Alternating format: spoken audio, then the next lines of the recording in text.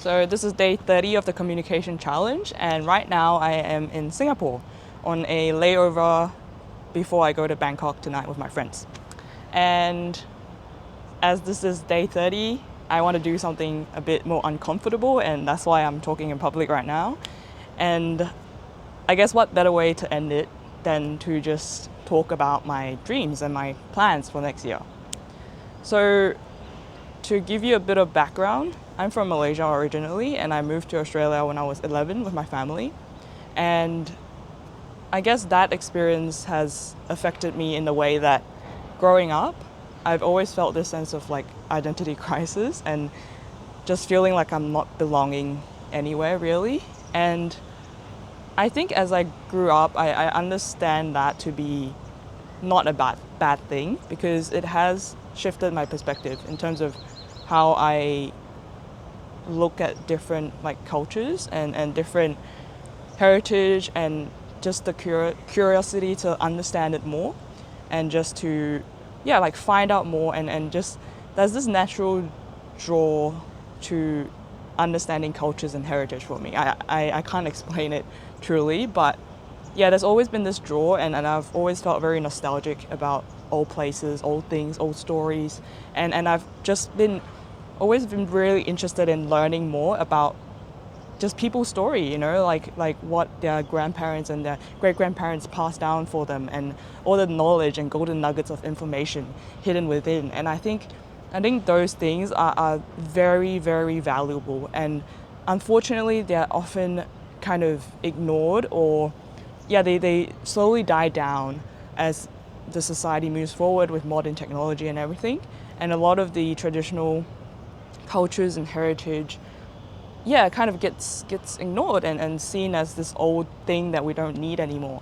But I think for me truly, I think there's a lot of value in preserving those knowledge that's been passed down for generations, and those crafts and heritage and cultures that we all can learn from.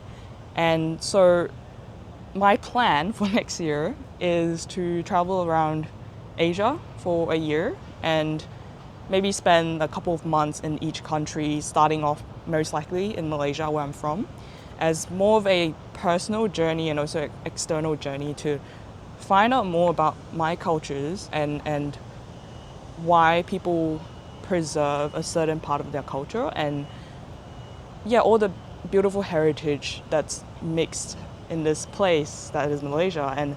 And from that, hopefully I will understand myself more, and I'll understand just the country more, and also therefore that will allow me to become better as a storyteller, as someone that really wants to help people tell their story. And then I can go to other countries and explore what is special about that place, like what makes that place, how do people live day to day, and what do they hold on to, and why, and just why is it important to not let these culture and heritage die.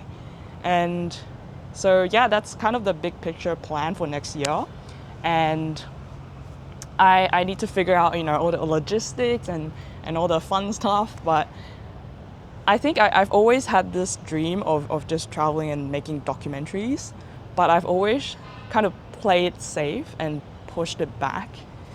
But I think now that I'm hitting a quarter life crisis, I think it's time to do it. And I think I am in a spot where I've built up enough of this skills a little bit to pursue it. And I know that I'll make a lot of mistakes, but I think that's part of the journey, and just to like push yourself out there a bit more, and just to do it. Because I think you can always like delay it, you can always take the safe step, and I can always just stay in Melbourne.